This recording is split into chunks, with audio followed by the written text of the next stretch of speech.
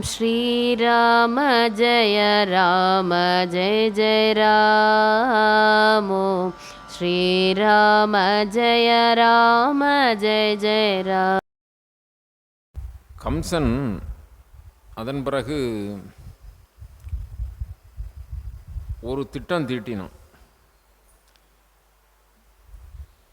அங்கே கோகுலத்தில் நந்தகோபருடைய மகனாக இருக்கின்ற கண்ணன் தான் நமக்கு எதிரி என்று முழுமையாக நாரதரால் அறிந்து கொள்ளப்பட்டு எப்படியாவது அவனை வரவழைத்து நாம் கொன்றுவிட வேண்டும் என்று திட்டம் தீட்டினான் கம்சன்.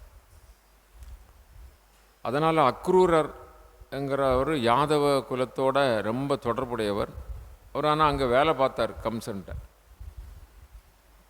அவரை அழைத்து அவனுடைய திட்டத்தை சொன்னான். அவனுடைய மந்திரிகள் எல்லாம் போட்ட திட்டம் என்னன்னு சொன்னால், அந்த கண்ணனையும் பலராமனையும் இங்கே மதுரைக்கு அழைக்கணும்.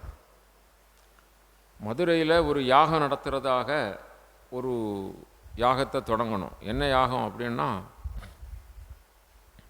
பெரிய மண்டபம். அந்த மண்டபம் பல ஏக்கர் பரப்புடையது. அதில் வரவேற்பு வளைவு, அதுக்கு உள்ள பல விளையாட்டுகள் நடக்கும். அதில் மல்யுத்தம், அதில் ஒரு வில், அது வில் யாகம். அது பிறகு அதில் ஜெயிச்சு வரவங்க அந்த வில்லை ஒடிக்கணும். இது மாதிரி அந்த திட்டத்தை வச்சு குவலையா பீடம்ங்கிற ஒரு யானை, குவலையா பீடம், அது எதிரிகளை தேடி சென்று அழிக்கும். அவ்வளோ வீரம் உடையது. பல போர்களில் அந்த குவலையா பீடம் யானை பெரிய சாகசங்கள் செய்த யானை. அதனால் அதனுடைய பாகனோடு சேர்த்து அந்த வாசலில் நிறுத்தியிருக்கணும். பலராம கிருஷ்ணன் வந்தால் அந்த குவலையா பீடம் யானையை அவர்களை கொன்னுடணும். அதை தாண்டி உள்ளே வந்துட்டா இந்த முஷ்டிகன், சாணூரன், இது மாதிரி அசுரர்கள், அவங்கெல்லாம் பெரிய மாவீரர்கள், யாரும் ஜெயிக்க முடியாது. அவங்கள மல்யுத்த களத்தில் நிறுத்தி மல்யுத்தத்துக்கு அவங்கள கூப்பிடணும். கூப்பிட்டா அந்த அந்த பலராம கிருஷ்ணன் அவர்களை அதில் கொன்னுடலாம்.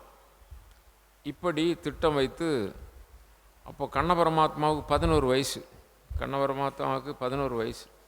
இந்த பாலப்பருவத்தில் அப்போது கூப்பிட்டு கொன்று இது பண்ணிடலாம், இனியும் வளர விடக்கூடாதுன்னு அக்ரூரர்கிட்ட இந்த விஷயத்தை சொன்னான். அவர் அங்கே சொல்ல மாட்டார், அவர் இந்த அரசு பணியாக போகிறவர்.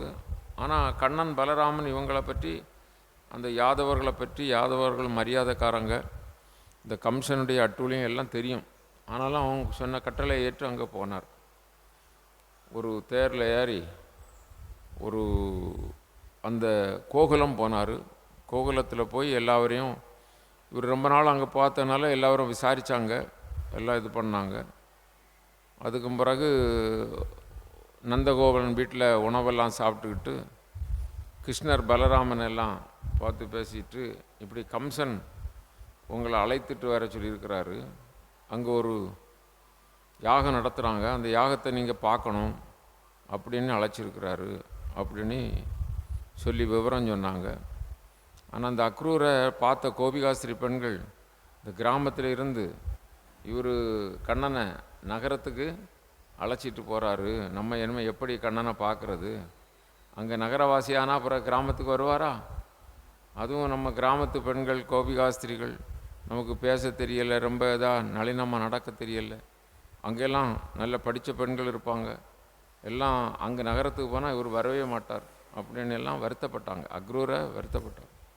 சரி, 2 நாளைக்கு பிறகு அங்கேருந்து புறப்பட்டாங்க. எங்கேருந்து? கோகுலத்தில் இருந்து வண்டியில் புறப்பட்டு நந்தகோபன் முதலானவர்களும் புறப்பட்டு வந்தாங்க.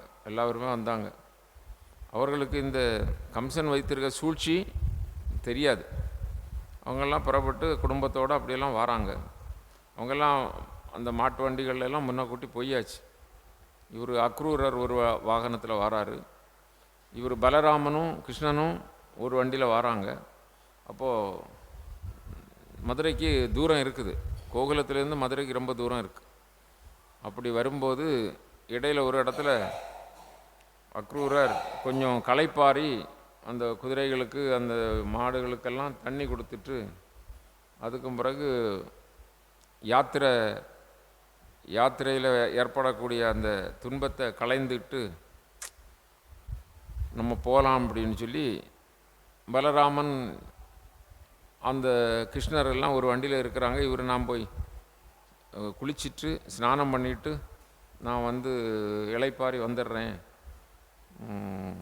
அப்படின்னு சொல்லி அந்த நதிக்கரையில் வண்டியெல்லாம் நிறுத்திட்டு அவர் குளிக்க போனார். அங்கே போனால் தண்ணியில் முங்குவார், முங்கி குளிப்பா. அவர் கொஞ்சம் நல்ல பக்தர், அதனால் சாமி நினச்சி கும்பிடுவார் இல்லையா. அதை குளித்தார். முங்கும்போது அங்கே பலராமனும் கண்ணனும் தெரிவாங்க. இந்த தண்ணிக்குள்ளே பலராமனும் கண்ணனும், என்ன இது அவங்க வண்டியில் இருக்காங்க இங்கே தெரிகிறாங்களே அப்படின்னு சொல்லி பின்னும் முங்கி பார்ப்பான்ட்டு தண்ணிக்குள்ளே முங்கி பார்ப்பார். அங்கே 2 பேரும் தெரிவாங்க. அப்படி 3 முறை பார்த்தாரு. இங்கே ஓடி வந்தார் வண்டியில், இங்கே இருக்கிறாங்களான்னுட்டு. இவங்க வண்டியில் தான் இருக்கிறாங்க. அப்போ அவருக்கு புரியுது இவங்க சாதாரண ஆள் இல்லை அப்படின்னு புரிஞ்சு வணங்கி வண்டி இங்கே வருது. ஊருக்கு வெளிப்பக்கத்தில் கொண்டு நிறுத்தியாச்சு.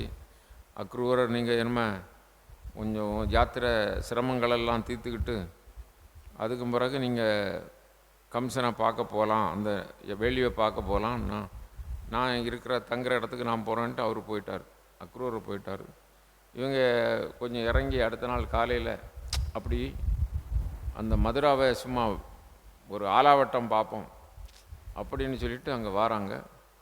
வரும்போது தான் அவனுக்கு துணி, அந்த கம்சனுக்கு துணி வெளுத்து கொடுக்கக்கூடியவன் அவன்கிட்ட அவன் வந்தான். எப்பா இதெல்லாம் நாங்கள் கட்டிருக்கெல்லாம் கொஞ்சம் யாத்திரையில் வந்தனால புழுதியை படைஞ்சிருக்கு, கொஞ்சம் நல்ல துணிகள்லாம் கொடு அண்ணே அப்படி கேட்டார் கிருஷ்ண பரமாத்மா. அவன், ஓ நீங்கள் யார் ஐயா, இது கம்சனுக்கு அரண்மனைக்கு போகக்கூடியது, கம்சனுக்குள்ள ஆடைகள் அப்படின்னு.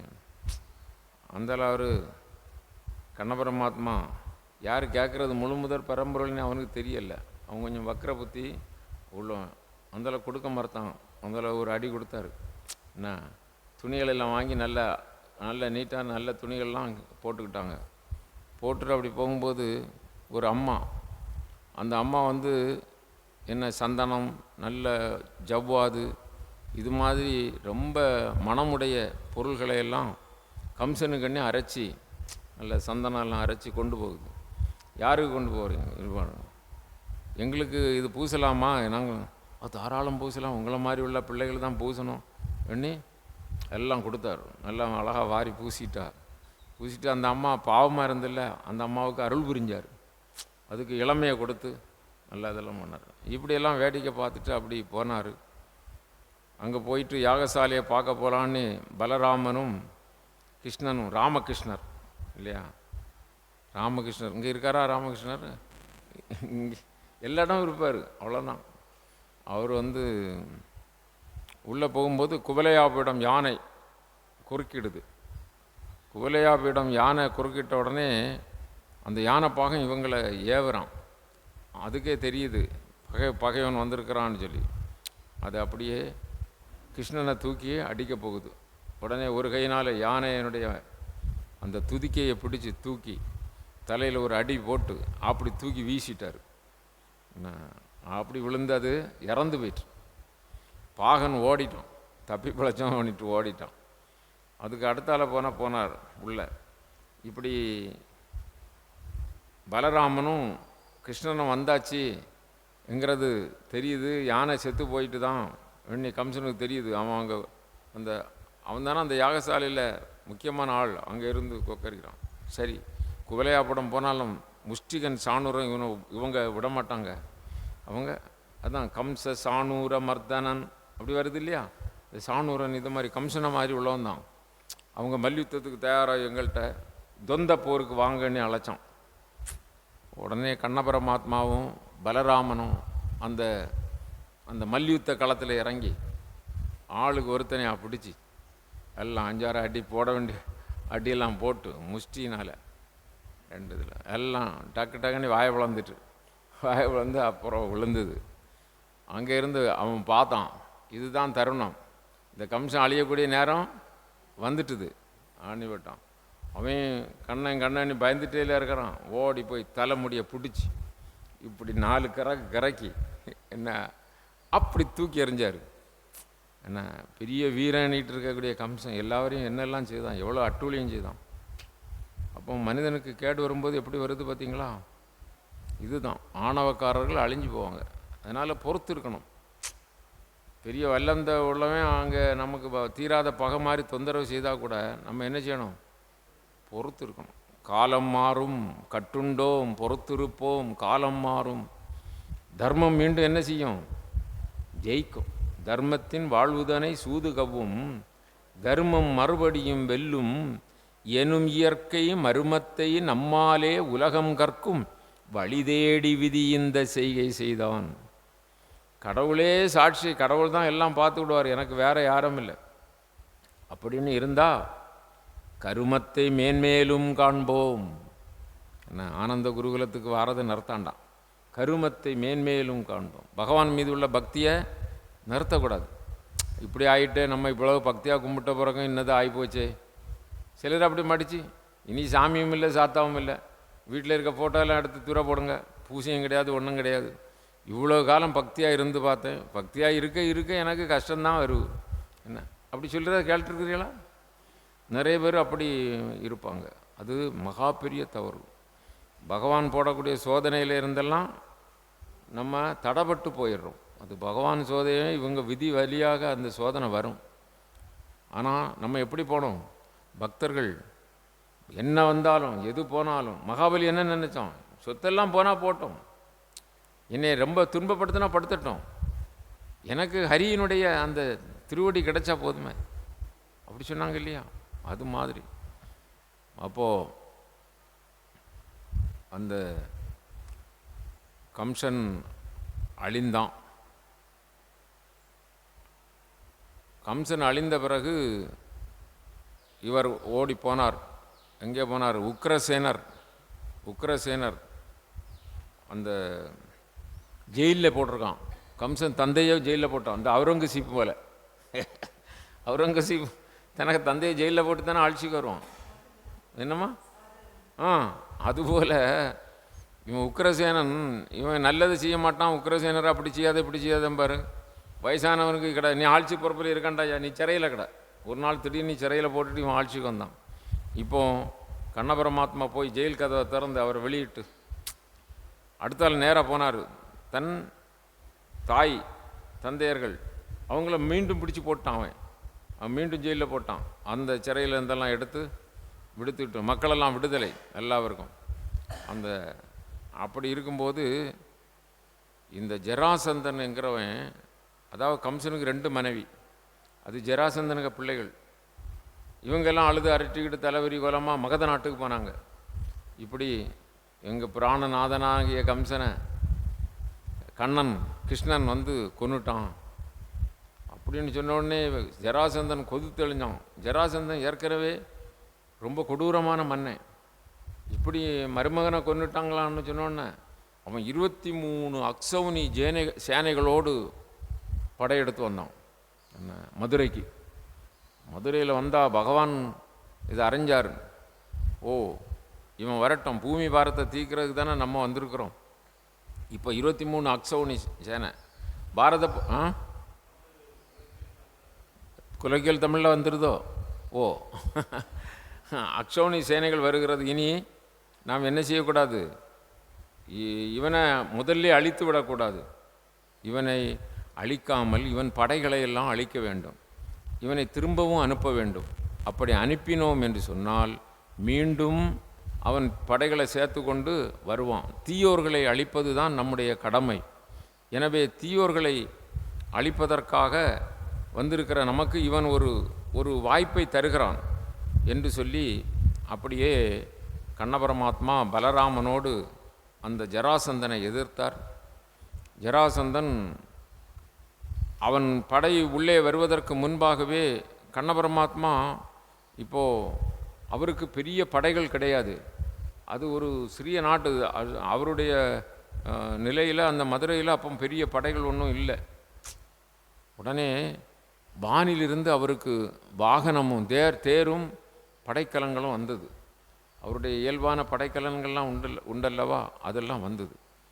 அதை பயன்படுத்தி பலராமன் உடனே சொன்னார், உங்களுக்கு போருக்கான ஆயுதங்கள் வந்துவிட்டன, சீக்கிரமாக களம் இறங்குவோம் என்று சொல்லி யாதவ படைகளோடு இறங்கினார்கள். அந்த ஜராசந்தனுடைய படைகளெல்லாம் தீயில் பட்ட தூசை போல, மூட்டை மூட்டையாக இருக்கிற பஞ்சு பொதிகளெல்லாம் எப்படி ஒரு தீக்கங்கினால் எரிந்து நீராய் போகுமோ அது மாதிரி ராமகிருஷ்ணருடைய அம்புகளால் அழிந்துபட்டு போனார்கள். அந்த ஜராசந்தனை, நீ திரும்பி போ, யாதவர்களுக்கு அதிக பலம் கிடையாது, உன்னோடெல்லாம் போர் செய்வதற்கு தகுதி இல்லை, நீ பெரிய மாவீரன், ஆனால் ஏதோ விதிவசத்தினால தோற்று போனா, இது உன்னுடைய தோல்வி இல்லை, இன்னும் போய் எப்படி ராமபிரான் அந்த ராவணனை இன்று போய் நாளை வா என்று சொன்னாரோ அதுபோல அனுப்பிவிட்டார்கள். ரொம்ப மனவேதனையோடு மகத நாட்டுக்கு திரும்பி வந்தான். அப்படி வந்தவன் மீண்டும் மீண்டும் படைகளை சேர்த்து கொண்டு, இந்த 23 அக்ஷௌனி சேனை என்பது பெரிய அளவில் அவன் எப்பொழுதும் கொண்டு வருவது. பாரத போரில் பாண்டவர்களுக்கும் நம்முடைய கௌரவர்களுக்கும் படைகள் எவ்வளவு? கௌரவர்களுக்கு 11 அக்ஷௌனி சேனை தான், பாண்டவர்களுக்கு 7 அக்ஷௌனி சேனை. இந்த ஜராசந்தன் கொண்டு வருகிற படை 23 அக்ஷௌனி சேனை. அது மாதிரி 17 முறை போர் செய்தான். இவனுக்கு தொந்தரவு தீராது பகவான் நினைக்கிறாரு. அவருக்கு எல்லாம் தெரியும், எல்லாம் அழிக்க முடியும். ஆயினும் இந்த உலக நிலையில் நம்மை போன்றவர்கள் தெரிந்து கொள்வதற்காக பகவான் இவனுடைய தொந்தரவு தீராது. யாதவர்களெல்லாம் கஷ்டப்படுகிறாங்க, ஒவ்வொரு முறையும் போருக்கு வந்துடுவான், திடீர்னு வருவான், இன்னும் ஜராசந்தன் வந்துட்டான்னு சொன்ன மாதிரி. அப்போது உடனே கடலுக்குள்ளே துவாரகைங்கிற ஒரு நகரத்தை நிர்மாணித்தார். அப்படி நிர்மாணித்து எல்லா பேரையும் தன்னுடைய மாயா சக்தியினால் எல்லோரையும் அங்கே கொண்டு குடியமர்த்தி எல்லாம் செய்துட்டு இருக்கிற சமயம், இப்போது யவனன், கால யவனன் என்று ஒருவன், கால யவனன், அவன் பெரிய சக்தி படைத்தவன், பெரிய ஆற்றல் படைத்தவன். போர் என்று சொன்னால் அவனுக்கு கரும்பை சாப்பிடுவது மாதிரி தான். ஆகவே எல்லா நாட்டோடும் சண்டைக்கு போவான். இப்பொழுது ஜராசந்தன் 17 முறை சென்றும் தோற்று போயிருக்கிறான். அந்த கிருஷ்ணனையும் பலராமனையும் நாம் வெற்றி கொள்ள வேண்டும் என்று சொல்லி அவன் தனியாக போர்ப்படை திரட்டி கொண்டு இங்கே கண்ணனை எதிர்ப்பதற்காக, கிருஷ்ண பரமாத்மாவை எதிர்ப்பதற்காக வருகிறான். கண்ண பரமாத்மா பலராமன் சொல்லுகிறார், இவன் வந்தால் இப்பொழுது இவனை நாம் வெற்றி கொள்ள சண்டை செய்தோம் என்றால் அந்த சமயம் பார்த்து அந்த ஜராசந்தனும் வந்து விடுவான்.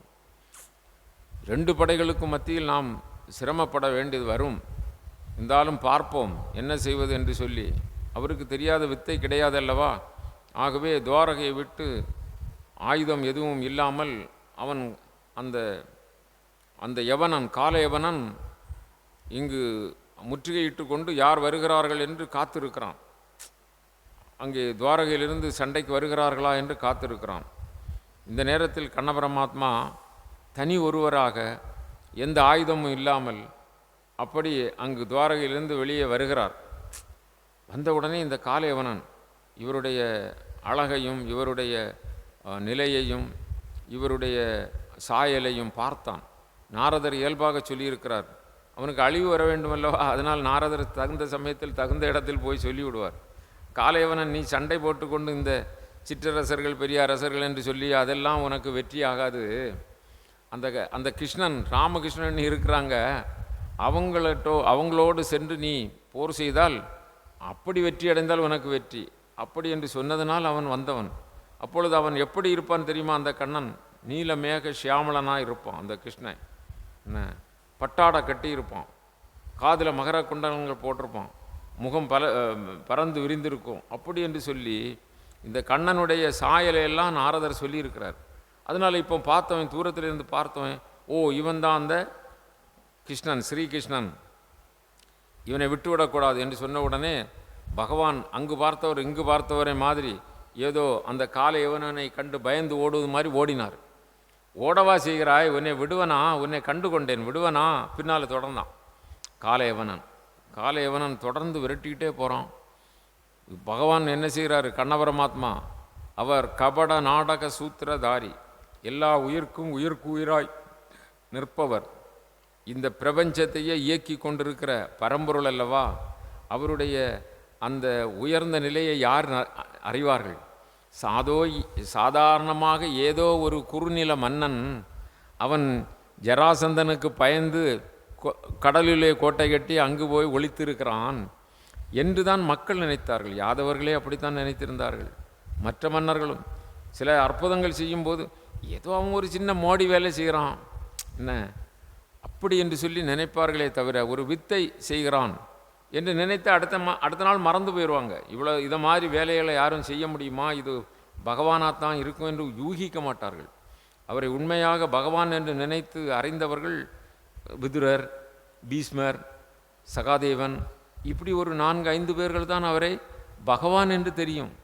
மற்றவர்களெல்லாம் சாதாரணமாக நம்மோடு வாழ்கின்றவர் என்று தான் நினைத்தார்கள். காலையவனுக்கு என்ன தெரியும், அவன் விரட்டி கொண்டு போகிறான். இவர் பிடிபட்டது போல கொஞ்சம் கிட்ட வருவார், ஓடிடுவார். ஓடி ஓடி ஓடி ஓடி வழிகாட்டி போய் போய் போய் ஒரு மலையில் குகையில் நுழைஞ்சிட்டார். அவன் குகைக்குள்ளே போகிறா, உன்னை விடுவனா அப்படின்னு குகைக்குள்ளே நுழைஞ்சான். அது பெரும் இருளாக இருக்குது. அங்கே போய் பார்த்தா கொஞ்சம் கண் வெளிச்சதில் அங்கே ஒருத்தர் தூங்கிட்டு கிடக்கிறாரு. ஓ என்னை ஏமாத்து காட்டி ஓடி வந்து இங்கே தூங்கு மாதிரி நடிக்கிறியா அப்படின்னு அந்த காலையவனன் அதை ஒரு மிதி கொடுத்தான். மிதித்த உடனே அப்படி முறிச்சு உடம்பை முறிச்சிக்கிட்டு தலையை திருப்பிக்கிட்டு கொட்டாய் விட்டு எழுப்பிட்டானா அப்படின்னு இப்படி பார்த்தாரு. பார்த்த உடனே அங்கே கண் முன்னால் யார் நிற்கா, காலையவனன். பார்த்த உடனே அவன் எரிஞ்சு போயிட்டான். அவன் யாருன்னா முகுந்தன், என்ன முசுகுந்தன். அவர் தேவர்களுக்காக வேண்டி ரொம்ப காலம் விழித்திருந்து போர் செய்திருக்கிறார். தேவர்களுக்காக வேண்டி அசுரர்களோடெல்லாம் போர் செய்து பாதுகாப்பாக இருந்திருக்கிறார். அவருக்கு உறக்கமே கிடையாது.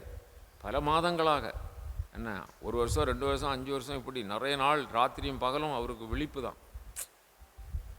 அப்போது அதன் பிறகு தான் சேனாதிபதியாக யார் வந்தால், முருகப்பெருமான் வந்தாராம். முருகப்பெருமான் சேனாதிபதியாக வந்தார். அதன் பிறகு இவருக்கு வேலை இல்லாமல் ஆயிற்று.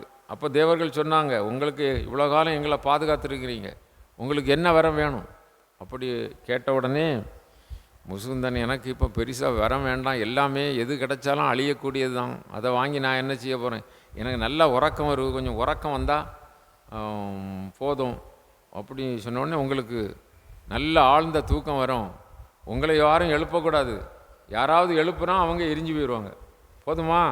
அப்போ எழுப்பாமல் இருந்தா, இப்போ எழுப்பி ராமா ராமா சொல்லுங்கன்னு சொன்னால் தானே கஷ்டம். எழுப்பாமல் இருந்தால் கஷ்டமே இல்லை, இருந்த இடம்தான் சொர்க்கம் என்ன அப்படின்னு சொல்லி அவன் அப்படி போய் குகையில் படுத்திருந்தார் பாருங்க. இவன் வந்து உதைச்சி எழுப்பிட்டான் இல்லை, அப்போ எரிஞ்சு போயிட்டான். கொஞ்ச நேரத்தில் அந்த குகையை காலையவனன் அழிந்து போனான். அந்த குகையில் கொஞ்ச நேரத்திலே ஒரு பிரகாசம் வருது. அது யாருன்னு பார்த்தா அங்கே வந்த கண்ண பரமாத்மா கிருஷ்ணர், ஸ்ரீகிருஷ்ணர். அவருடைய ஜோதி ஸ்வரூபமான அந்த உடலில் இருந்து அந்த ஒளி கிளம்பி அப்படி வருது. பார்க்க ஷியாமள ரூபன், அந்த அந்த தாமரை கண்ணன் முகம், தாமரை முகம் விசாலமாக இருக்குது. என்ன அந்த மயிர் கேசங்களெல்லாம் சுருண்டு இருக்குது, தலையில் கிரீடம், இப்படி நல்ல பொன்போல் அந்த தேகத்தோட மஞ்சள் பட்டாடை கட்டி ஐஸ்வர்யமாக அந்த முசுகுந்த சக்கரவர்த்திக்கு என்ன செய்தார், காட்சி கொடுக்கிறார். பார்த்தான், திகைத்தான். சற்று முன்னால் ஒருத்தன் இறந்து போயிட்டான், இன்னும் இவர் யார், நீங்கள் யாருன்னு நினைக்கிறான். அவர் உடனே சொல்லுவார், நான் இப்படியாக்கும் தூங்கினேன், எனக்கு இப்படி வரம் உண்டு. இவர் சொல்கிறார், நான் வசுதேவர் தேவைக்கு மைந்தனாக யாதவ குலத்தில் பிறந்தேன் என்று சொல்லி அவருடைய வரலாற்றையெல்லாம் சொன்ன உடனே முசுகுந்தருக்கு ரொம்ப மகிழ்ச்சி. இவ்வாறாக அந்த காலையவனன் அழிந்தான். அதன் பிறகு இந்த ஜராசந்தனன் வந்து இனி 18வது முறை போருக்கு வரும்போது இனி போருக்கு வர முடியாதுன்னு சொல்லி அவனும் மகத நாட்டில் போயிட்டான். இது மாதிரி அந்த நிகழ்ச்சி நிறைவாயிற்று. அதன் பிறகு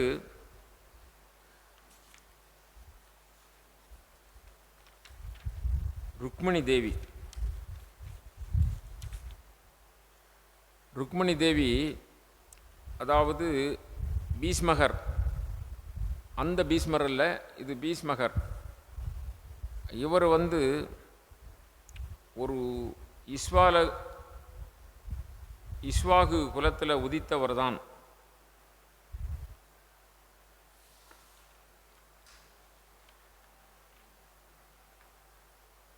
அதற்கு முன்பு ஒரு செய்தி மட்டும், அந்த முசுகுந்தர் அதன் பிறகு அவருடைய வரலாற்றை சொன்னார். இஸ்வாகு குலத்தில் பிறந்தவர். அவர் பிறகு பகவானிடம் வணங்கி அந்த பத்திரிகாசிரமம் சென்றார். கந்தமா மதன மலையை அடைந்து அங்கிருந்து நரநாராயணர்கள் தவம் கிடக்கின்ற பத்திரிகாசிரமம். நரநாராயணர்கள் இப்பவும் தவத்தில் இருக்கிறாங்க. அதனால தான் பத்திரிகாசிரமம் ரொம்ப சிறப்பு. அங்கு சென்று தவம் செய்து இறைவனோடு இரண்டர கலந்தார். அதன் பிறகு ஸ்ரீ சுகர் கூறுகிறார், விதர்ப்ப நாட்டு அரசனான பீஷ்மகர் என்ற மகாராஜன் இருந்தார். அவருக்கு 3 பிள்ளைகள். கடைசி பிள்ளை 4வது பிள்ளை ருக்மிணி, பெண் பிள்ளை. அந்த ருக்மி மூத்த சகோதரன். அந்த ருக்மணி தேவி திருமகளுடைய அம்சமாக தோன்றியவள். சிசுபாலன் நாம் கேள்விப்பட்டோம் இல்லையா, சேது தேசத்து மன்னன். அவனுக்கு அந்த ருக்மணியை திருமணம் செய்ய வேண்டும் என்று சொல்லி முடிவு செய்தார்கள். கண்ணபரமாத்மாவை ஸ்ரீகிருஷ்ணனை நேசித்தாள். அவருடைய வரலாறு, அவருடைய செய்கைகள், அவருடைய அழகு இவற்றையெல்லாம் கேள்விப்பட்டு அந்த கிருஷ்ணனே நமக்கு மணாளனாக வர வேண்டும் என்று சொல்லி அம்மா வந்து தேர்ந்தெடுத்து அப்படி அன்புமயமாக இருந்தார்கள். இந்த ருக்மி ரொம்ப விரோதி, இந்த சிசுபாலனுக்கு கூட சேர்ந்த ஒரு வகை. ஆகவே அவன் என்ன வந்தாலும் கண்ணனுக்கு கட்டி கொடுக்கக்கூடாது, சிசுபாலனுக்கு தான் கொடுக்க வேண்டும். அந்த பீஷ்மக ராஜாவுக்கு ரொம்ப அதிகாரம் இல்லை. இந்த ருக்மி சொல்லுவதை தான் கேட்கணும், பையங்க சொல்லுவதைத்தான் கேட்கணும். அதனால் அவர் மறப்பு சொல்லலை. பிறகு பெரிய ஏற்பாடு செய்தது, கல்யாணத்துக்கு ஏற்பாடாயிட்டது. இந்த சந்தர்ப்பத்தில் ருக்மணி அம்மா ஒரு அந்தணரை துவாரகைக்கு தூதாக அனுப்புனாங்க.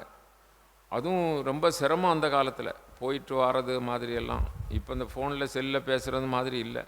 அப்போது ஒரு ஆளை அனுப்பி எடுத்து போகணும். அவர் தகுந்த ஆள், நல்ல ஒரு சான்றோர், நல்ல அந்தண சிரேஷ்டர், புரோகிதம் தெரிந்தவர், நல்ல வேதம் படித்தவர். அதனால் இப்படி நீங்கள் போய் துவாரகையில் கிருஷ்ண பரமாத்மாவை பார்த்து பேசி, இப்படி ருக்மணி உங்களுக்காக வேண்டி காத்திருக்கிறா, நீங்கள் அந்த செய்தியை சொல்லணும், திருமண நாள் இப்படி அப்படின்னு சொல்லிட்டு. இங்கே திருமணத்துக்கு எல்லா தடபடலாக ஏற்பாடாகுது, எல்லா காரியங்களும் நடந்துகிட்ருக்குது. இந்த நேரத்தில் அந்த குறிப்பிட்ட நாள் வருது. ஆனால் பகவான் சொல்லிட்டாரு, நம்ம வந்து ருக்மணிக்கு என்ன கரம் பற்றி கொள்ளலாம் அப்படின்னு சொல்லிட்டார். இங்கே ஏற்பாடு இருக்குது. ஒரு நாள் இரவு தான் இருக்குது. இந்த அம்மா அந்தனர் வருவாங்கன்னு எதிர்பார்த்துருக்காங்க. கடைசி நேரத்தை பாருங்கள், அவரு வரல இன்னும். இந்த அம்மா அந்த நினைப்பாகவே இருக்கிறாங்க.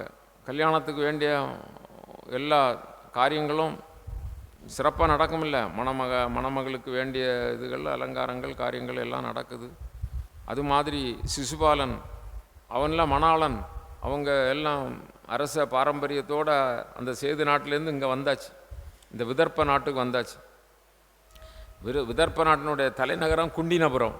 இந்த இடத்துக்கு வந்திருக்கிறாங்க. அவங்களும் பரிவாரங்கள்லாம் நிறைய பேர் வந்திருக்காங்க. அதுக்கு அவனுடைய திருமணம் ஒரு கொஞ்சம் லீக்குன்னு சொன்னால் கொஞ்சம் செய்தி உண்டு. கண்ணனை நினச்சிருக்காங்க, கண்ணனுக்கு நினைத்திருக்காங்கன்னு இல்லை, ஒருவேளை கண்ணன் வந்து அந்த காலத்தில் வெற்றி பெற்றவங்க பெண்ணை திருடி செல்லலாம் இல்லையா, காந்தர்வ திருமணம் செய்துக்கலாம் இல்லையா, அப்படி வந்தாலும் வருவான், அவன் ஒருத்தன் தான் எதிரி அப்படின்னு சொல்லி அவங்கெல்லாம் எப்படியாவது அந்த சேது நாட்டு அரசன் அந்த சிசுபாலனுக்கு திருமணம் முடித்து வைக்கல வேறு யாராவது இந்த குழப்பம் பண்ணால் நம்ம விடக்கூடாது. இப்போ சில காரியங்களுக்கு ஆட்களையெல்லாம் சேர்த்து வச்சுருப்பாங்கல்ல, அது மாதிரி அந்த விதர்ப்ப தேசத்து மன்னன், மகத தேசத்து மன்னன், இது மாதிரி நிறைய மன்னாதி மன்னர்களெல்லாம் வந்து அங்கே ஜராசந்தெல்லாம் ஏற்கனவே பகைவன் இல்லையா, அப்போ அவங்கெல்லாம் வந்து அங்கே வந்து குழுமி அவங்க முகாமிட்டிருக்காங்க. அவங்களெல்லாம் இந்த பீஷ்மகர் வரவேற்று அவரவருக்கு உள்ள கூடாரங்கள், அமைப்புகள், அரண்மனைகள், தங்கு இடங்கள் எல்லாம் ஏற்பாடு செய்திருக்காங்க. இந்த சமயத்தில் இவரும் வந்துட்டார். யார்? கண்ண பரமாத்மா தனி தேர் எடுத்துகிட்டு அவர் தனி ஒரு ஆளாக வந்துட்டார்.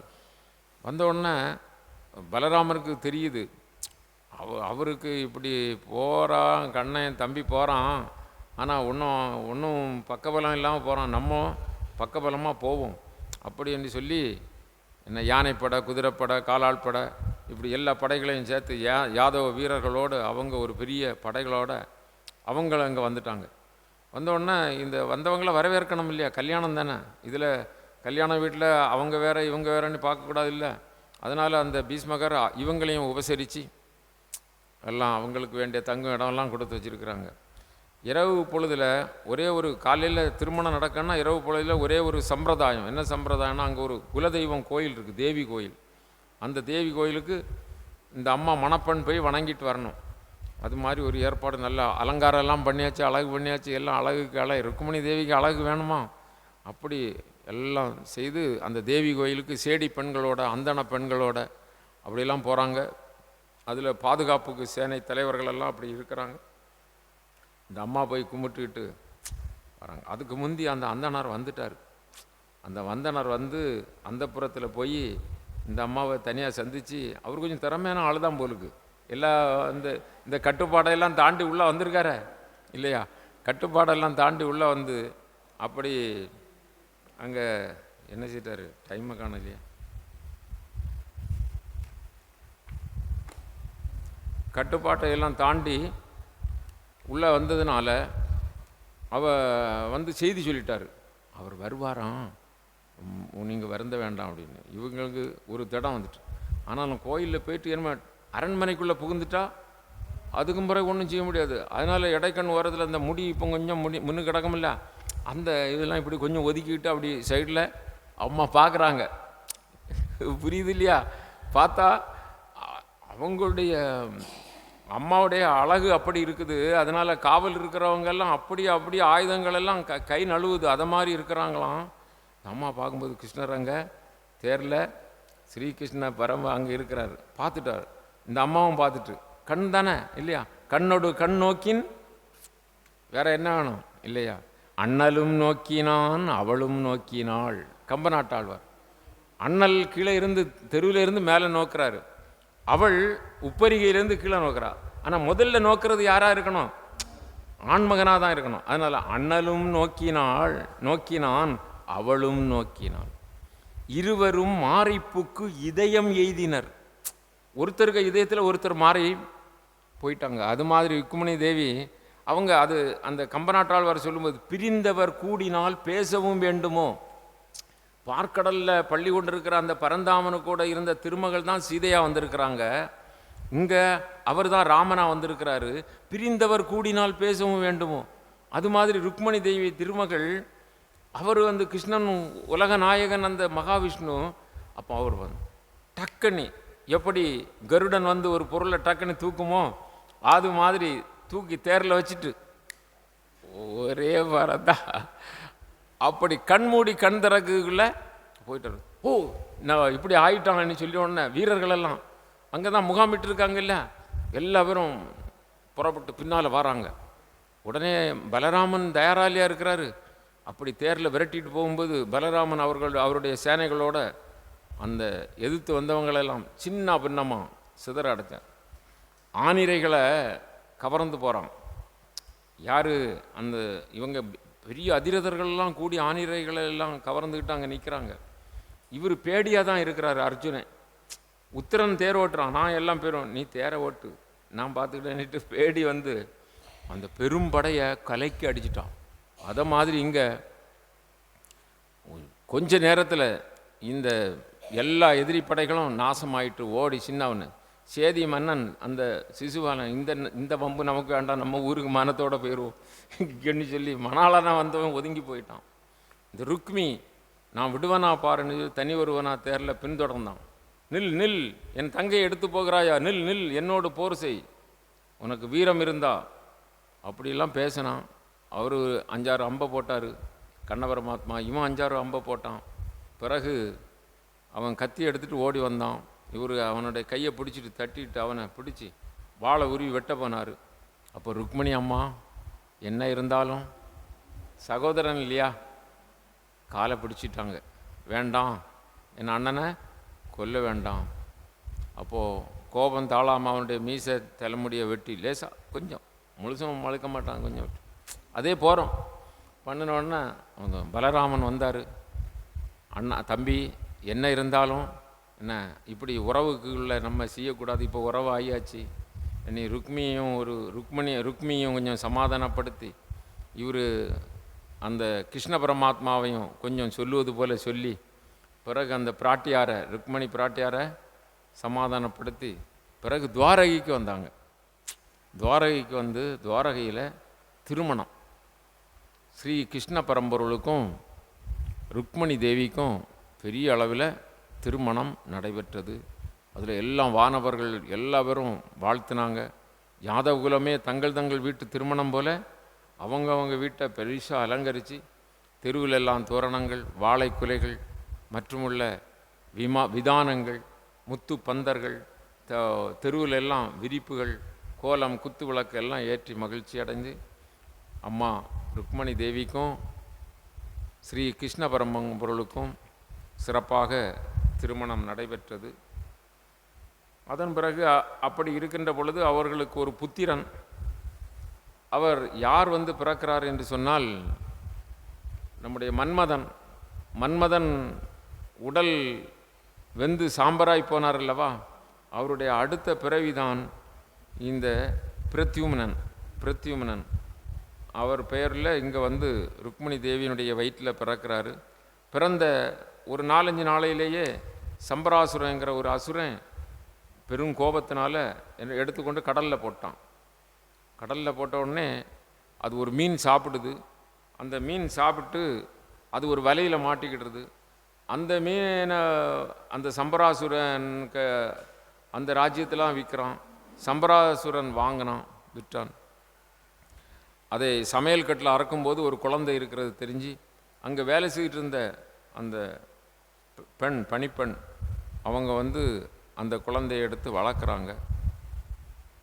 அவருடைய விவரத்தை எல்லாம் நாரதர் சொல்லி கொடுக்குறாரு. அந்த அம்மா புரிஞ்சுக்கிட்டது. அதன் பிறகு அது மாதிரி அவர்கள் பிள்ளையாக வளர்த்தார்கள். ஆனால் உண்மையிலேயே அந்த மன்மதனுடைய மனைவி பேர் என்ன? ரதிதேவி தான் இங்கே வந்து பிறந்திருக்கிறாங்க. இவரும் அது பண்ணணும். அதனால் இது தன் கணவன் என்று அவர்களுக்கு தெரியுது.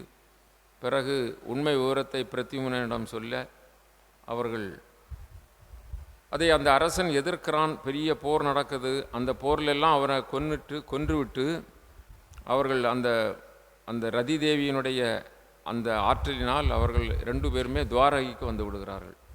துவாரகையில் வந்த பிறகு அந்த பிரத்யும்னன் ஸ்ரீ கிருஷ்ணனை போல இருப்பார். என்ன வாழைப்பழம் உரிச்சு வச்சது போலன்னு சொல்லுவாங்க இல்லையா, அது மாதிரி அவரை போல இருப்பார். அதனால் எல்லா பேர்களும் சந்தேகப்பட்டாங்க. எல்லாம் கொஞ்சம் அவருடைய அழகிலும் அது மாதிரி இதெல்லாம் கொஞ்சம் ஒதுங்கி நின்னாங்க பார்த்து.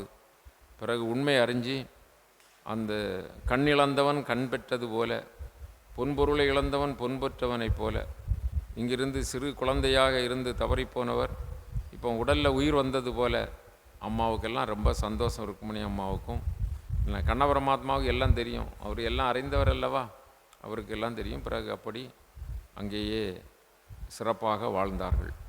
இந்த நிலையில் நாம் நிறைவு செய்து கொள்வோம். ஸ்ரீராமா ஜெய ராமா ஜெய ஜெய ராமா, जय जय राम जय जय राम श्री राम जय जय राम जय जय राम जय जय राम हरे राम राम राम हरे हरे हरे राम राम राम हरे हरे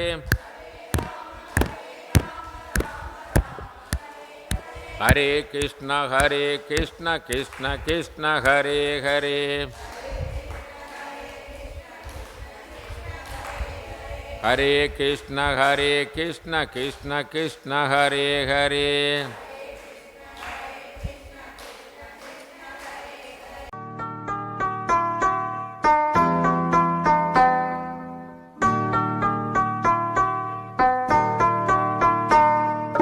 योगी राम सूरत कुमार जय गुरु